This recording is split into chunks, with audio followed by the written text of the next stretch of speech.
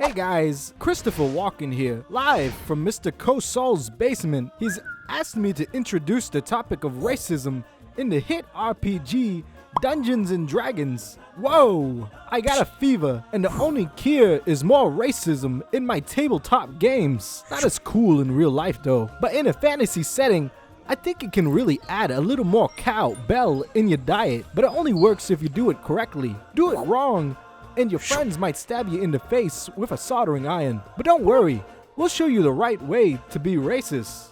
In Dungeons and Dragons. Huh? Oh, right, in Dungeons and Dragons. Let's get started. Whoa! Lesson 1.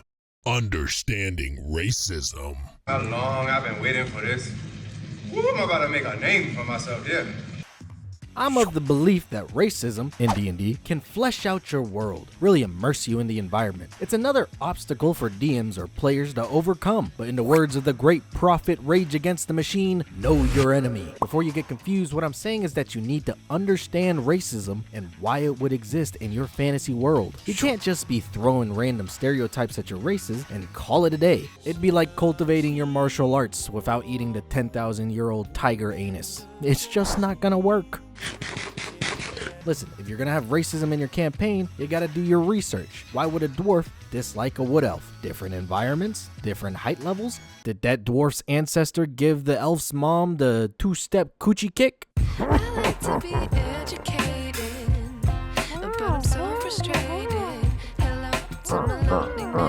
I don't know. Racism is a complicated subject and can stem from a lot of different sources. If you're gonna do it, make it make sense in the context of your character or NPC backstory. It could be like a character flaw that they're trying to overcome, or perhaps the reason the two groups dislike each other is because of some century-long feud. The stronger the racism, the stronger the roots must be to keep the tree upright. You already did your video, Uncle Iroh. Get out of here. Now for my lore masters. It can be hard to create stereotypes for a fictional race, and sometimes a real-world example might sneak its way in there. It's inevitable, but you gotta be careful with how you implement it. You can't just throw in some random cliche and call it a day. Imagine if your DM suddenly decided that the Drow are now really good at basketball.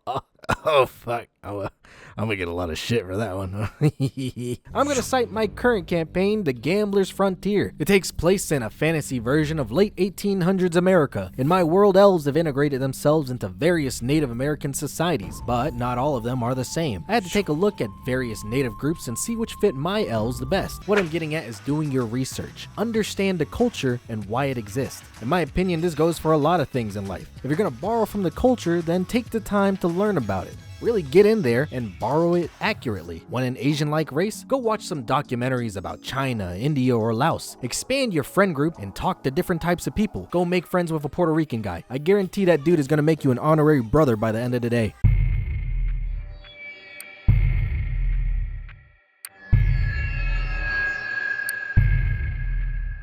So I'm sitting there doing my Mexican accent. Because as everybody knows, Dragonborns are Latino.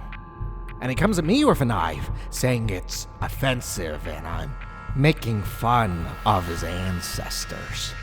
That guy was a quarter Spanish. Makes no sense. So I turn to him and I ask, ¿Por qué tan serio, amigo? Why so serious? Why so serious? I'm the Joker, baby.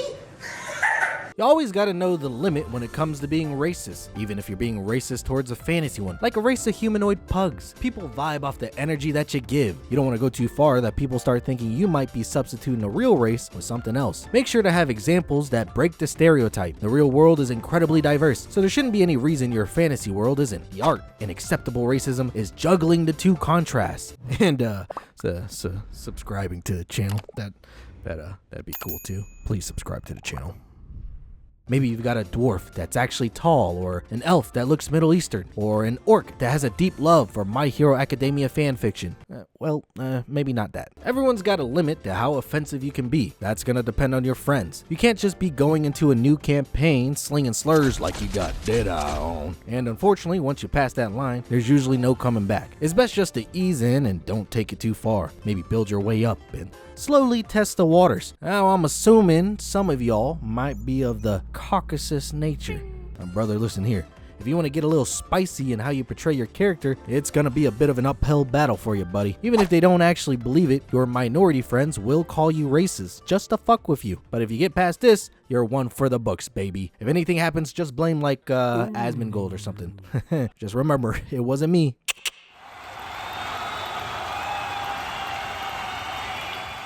I have a dream that one day all... You know what? Recorded this whole segment, rewatched it. This might be a little too far for me.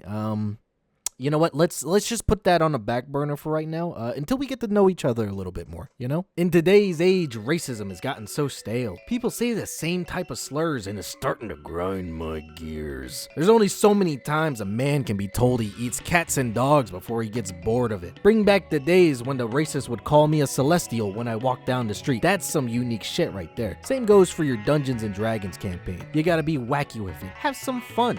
So your dwarf's been calling the local elves Butterboy. That's fine. It's even funny for the first few times, but you gotta switch it up every now and then. It's kind of like memes. Eventually, they get stale and you gotta mix it up to garner new attention. Ultimately, the goal of being racist in D&D is to give structure to the character, make it fun, make it entertaining, and as long as everyone else at the table is also enjoying your performance, then you've done your job correctly. But this is a skill that's hard to learn. You gotta be able to make things up on the spot, while also not taking it too far. I recommend looking at popular media like stand-ups to see how their thought process works. It takes time to be able to be creative in the moment. If at first you don't succeed, try again. Remember, Dungeons and Dragons at its core is a role-playing improv game. Take your racism notes, put them to the side, use them as the reference to guide your fantasy hatred. You know, I had surprisingly less to say than I thought I would have here. Good morning, good morning, good morning, good morning. I have walked to the peaks of the mountaintops and seen what the Lord has commanded this morning. Within the tabletop community, the sun shines brighter on some than it does on others. I have a dream that one day all men and women will come together and roleplay their racism with no hatred in their hearts. I have a dream today. I have a dream that the young D&D player will be able to play a dwarf who hates elves, provided he overcomes those struggles in the future.